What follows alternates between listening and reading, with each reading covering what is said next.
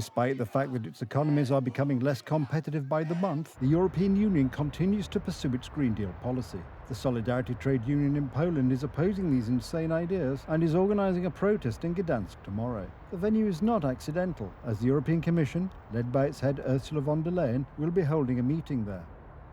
The eyes of Europe will be on Gdansk tomorrow. There, the European Commission will hold an off-site meeting. Its head, Ursula von der Leyen, will be there. The Solidarity Trade Union wants to take advantage of the situation. We have a concrete demand, and that is the absolute abandonment of the climate policy, of the whole Green Deal. According to Brussels plans, the EU economy should be emission-free by 2050. This is a huge threat to the competitiveness of the 27 member states. Companies are already closing plants in Europe and moving them to places like the United States.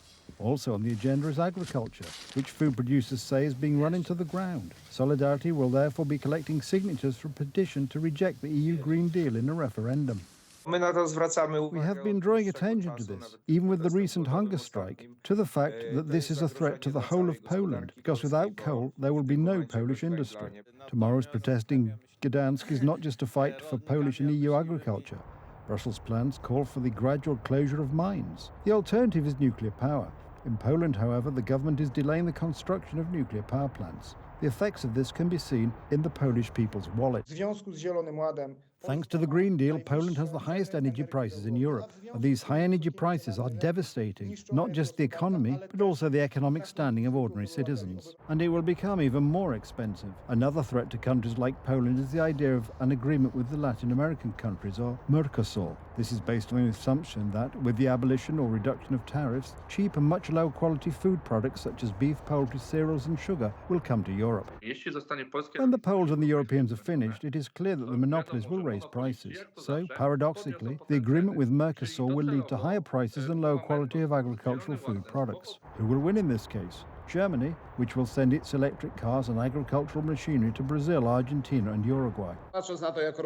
If you look at how they are developing their ports, their infrastructure, they will import grain and other agricultural products and distribute them through their channels across Europe. There is a clear threat to the food security of Poland and other EU countries. Polish Prime Minister Donald Tusk is officially opposed to the Mercosur agreement today, but given his history of changing positions before elections, as well as his links with the European left as a whole, it is unclear what his position will be after the Polish presidential elections in May. This is obviously a ploy to once again fool the Polish electorate. The Solidarity Trade Union protest will begin tomorrow at 11 a.m. in front of the European Solidarity Centre in Gdansk. The trade unionists hope that this time the head of the European Commission will not fall ill, as she did before the last protest in Warsaw, and will have the courage to look them in the eye. Lithuania, Latvia, and Estonia are strengthening service readiness. This has to do with the Baltic countries' exit from the Russian-Belarusian energy system. According to analysts, the disconnection from the Russian grid could be a pretext for provocation and diversion, which has intensified in recent months, mainly in the Baltic Sea region. 2 Russian Tu-95 strategic bombers appeared over the Norwegian Sea a few days ago. In this way, the Russians are testing the response of NATO forces patrolling the airspace on the eastern flank. The Russians are getting bolder and bolder in the Scandinavian and Baltic regions, both militarily and intelligence-wise. Hence the mobilization of forces in our neighbors, who are just now cutting themselves off from the Russian energy umbilical cord. First of all, this is physical disconnection from the Soviet-type Brel system. And in my eyes, or my opinion, this is the last remaining element of our reliance or dependence on the Russian energy system. For the people of the Baltic countries, it is mainly of economic importance. Russian energy was simply cheap. However, there is no opposition to price increases. Everyone seems to understand the gravity of the situation. Let electricity become more expensive, but independent. Of course, maybe it will be more expensive at first, then it will even out. But this should have been done a long time ago. Cutting off the Kremlin's energy tentacles with which Russia has entwined Europe, however, involves possible provocations or even revenge. The Baltic countries will now rely on lines from Poland and Scandinavia. In the case of Finland or Sweden, we are talking about cables running along the bottom of the Baltic Sea. We saw another incident in the Baltic Sea. with disruption to a cable connecting Latvia and Sweden. The good news is, through Mission Baltic Sentry, NATO ships and aircraft are operating alongside our allies over there, enabling a fast, coordinated response. NATO is strong today. But it is not everywhere. While naval patrols certainly signal that the alliance is not downplaying incidents, the ability to monitor all suspicious vessels is limited. I don't believe in coincidences. There will be too many of these kind of attacks or cases, and we need to protect our undersea infrastructure, but also we need to face the different hybrid attacks in our territories, what we have witnessed during the last years. Cyber attacks, then diversion, finally sabotage. The Russians have been testing the countries of Europe for years. It is clear that peace negotiations with Ukraine will be crucial to the security of not only Kyiv, as the Kremlin is sure to put pressure on Ukraine's closest allies as well. The Ukrainian offensive in enemy territory is bringing tangible benefits. 21 Russian soldiers are in the hands of the Ukrainians without a fight, another group that simply surrendered. But heavy clashes continue all along the front line. The Ukrainians, waiting for Donald Trump's peace plan, want to hold their positions at all costs to negotiate the best possible terms for ceasefire. We're not bored here because we have enemies all along the front line. Our attacks must be precise, and they are. 21 Russian soldiers surrender without a fight, another such surrender since the Ukrainian military seized the area. In total, more than 700 Russian criminals are already in the hands of the Ukrainians. The Russians are taking heavy losses, but also hitting Ukrainian military. It's a war of destruction. It's hard, physically and mentally. We have many wounded. We are waiting for some solutions to make it all stop. The Ukrainian offensive in the Kursk region is meeting strong resistance, but the presence of Ukrainian soldiers on enemy soil is crucial for future peace negotiations.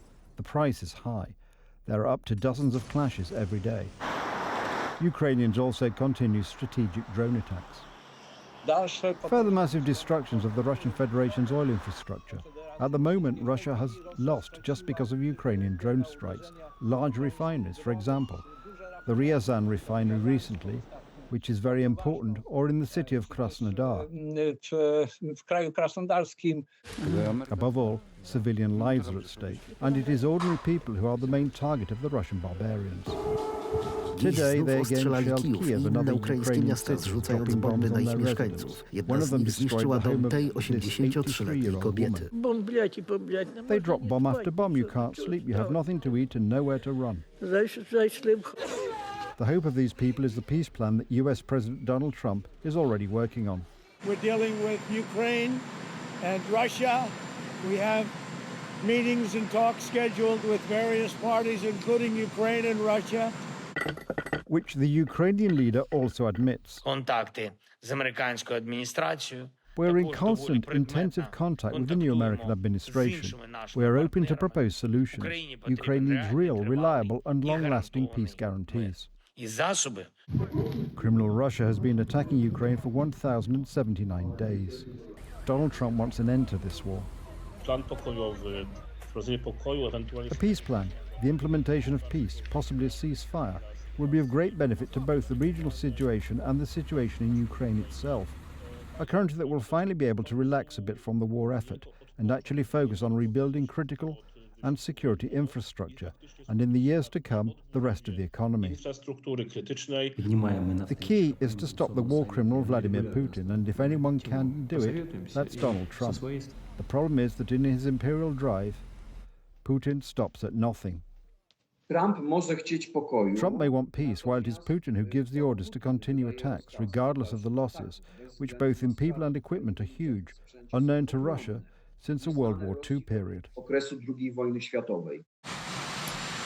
Donald Trump, who's been in power for only 3 weeks, has already shown that nothing is impossible for him. He is cracking down on illegal immigrants who have terrorized America, has brought about a ceasefire in the Middle East, and has developed a peace plan for Eastern Europe. Its implementation could mean an end to the hell of war, which primarily affected innocent residents of Ukrainian cities. U.S. President Donald Trump's talk of the U.S. taking control of Gaza and rebuilding it continues to reverberate. The proposal has sparked both controversy and hope. Above all, it has sparked a lively debate about the security and future of the Middle East, which is still torn by successive bloody conflicts that affect the security of the entire world. We have an opportunity to do something that could be phenomenal. And I don't want to be cute, I don't want to be a wise guy, but the Riviera of the Middle East, this could be something that could be so this could be so magnificent. But more importantly than that is the people that have been absolutely destroyed that live there now can live in peace in a much better situation. Donald Trump's proposals were criticized not only by the Palestinians themselves, but also by the German president during a visit to Turkey. Such proposals are not only unacceptable under international law, but I also do not believe that they provide a serious basis for the upcoming talks between regional actors and the US administration. However, it is clear to all that decisions and action are needed on Gaza. The territory, devastated by the war with Israel, needs huge sums of money, as whole towns have been razed to the ground and there is no water or electricity. Food and medicine are provided by international aid organizations, without which there would be nothing there. There will need to be a lot of cleanup, rubble removal and reconstruction, obviously. But speaking to people here also, there is some sense of hope, I think, but also confusion. And people are really worried about what's going to happen. The problem of the world, Parliament.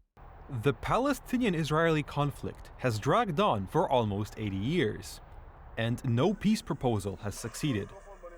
The bloody fighting intensified after Hamas attacked Israel in October 2023. Israel responded by attacking and destroying much of the Gaza Strip. The new administration in the White House seems determined to end the bloodshed. The question of Gaza, the definition of insanity is attempting to do the same thing over and over and over again. And as the President and Prime Minister pointed out last night, the President is willing to think outside the box, look for new and unique dynamic ways to solve problems that have felt like they're intractable. So we look forward to more conversations about that, creative solutions to that. And as the man tasked with leading the Defense Department here, we're prepared to look at all options, as we've said. Thank you very much. Donald Trump has announced his intention to visit the Middle East in the near future, mentioning Saudi Arabia and Israel, as well as the Gaza Strip.